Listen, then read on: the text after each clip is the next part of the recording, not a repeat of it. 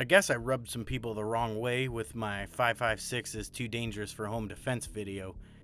I got a couple challenges to find this HPR Black Ops. Supposedly it's designed for law enforcement and personal defense purposes.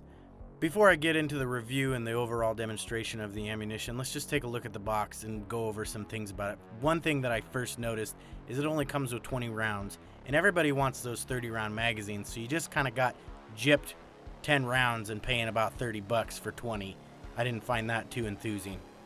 The other thing too is everybody wants to know the ballistics of the ammunition when they're buying it, and it's always a nice feature when they actually put it on the box and kind of tell you the overall muzzle velocity and things like that. Well, this one doesn't. They put a goofy ass scan code, QR code on there, and you have to scan it to get the ballistics. Fortunately, I'm going to take you over to the website so you can actually just check out the ballistics. You just go to hprammo.com, click on ballistics, scroll down to rifle ammunition, and look for 2230620TF-BLK, and you should find a ballistic. What the hell? So obviously there are no ballistics on this ammunition, at least that I can find, that is published by HPR. So that's a big helpful thing.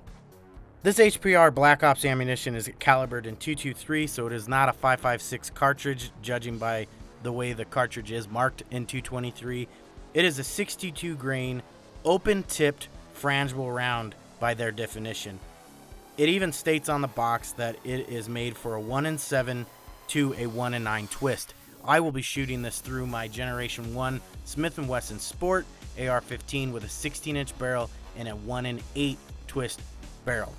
So since my last video, you guys didn't really care for the 2 pine boards just stacked up against T-posts and shot through, because that's not real world or even remotely close to what houses are built like. So I decided to have a box of truth built. If you're unfamiliar with the box of truth, I will put a link down to the video below, or actually website below, that talks about where the box of truth came from, at least from what I found. And also, I just want to thank Fred Hart for bringing my attention to this box of truth, because he built one, and that's how I found the website.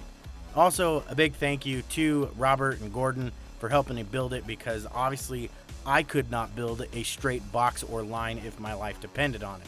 So what I've gone ahead and took this box of truth, and I used a couple mediums today. The first couple things we're going to do is shoot through drywall.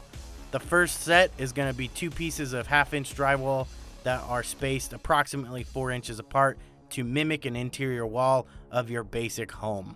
So the findings of when I shot the Black Ops 223 through the 2 pieces of drywall, I found that it just blasted right through and created a perfect circle through both pieces. So the round didn't even tumble or even fragment, because apparently this stuff is considered frangible. My second experiment is I actually took 6 1/2-inch boards of OSB or wafer board and lined them all up approximately 2 inches apart, except for the very center. They were 4 inches because I could not get a 7th board in that slot. So I just shot through that sucker. It was the only time out of all my tests that I actually got the round to tumble. It passed through the first 5 boards and then basically started rocking and rolling out the 6th and creating a giant hole out the backside. Within retrospect, compared to what a 223 round is, there was no sign of any fragmenting or anything like that, so the round still failed to fragment, but after passing through several layers of actual wafer board and not drywall, it did start to tumble. And on my third and final test, I found that lining up 4 boards of 1/2-inch drywall, 4 inches apart from each, mimicking basically 2 walls with a 4-inch gap between those walls, if that even makes sense. I am not a contractor. And I shot through that sucker like it was nothing. The bullet did not tumble, it did not fragment, it basically passed through all 4 barriers, perfectly symmetrical hole, not even having one issue. In my final conclusion on using the HPR Black Ops 223 62 grain open-tipped fragmenting or frangible round, I found that it doesn't do any of that in the basic conditions of a home. Just for note, I did shoot from roughly about 10 yards away or 30 feet. That mimics a fairly large distance between one wall to the other in a large living room or anything like that. Unfortunately, I'm not going to go so crazy to try to build an actual house to prove if something is actually good for home defense or not.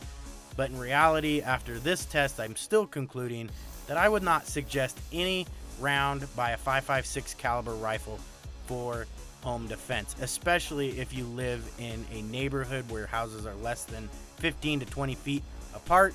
Maybe if you live out in the country, I might kind of see the value in that. But even me, I live 30 miles from town, and every house for me is over half a mile away, and I still am not going to use 5.56 for home defense. I hope you guys, I probably doubt anybody's going to like this video, but I hope it's informative or might shed some light on some things or make you think about other ways of doing stuff. And if not, whatever. The point is to take care, be safe, and I will catch you later.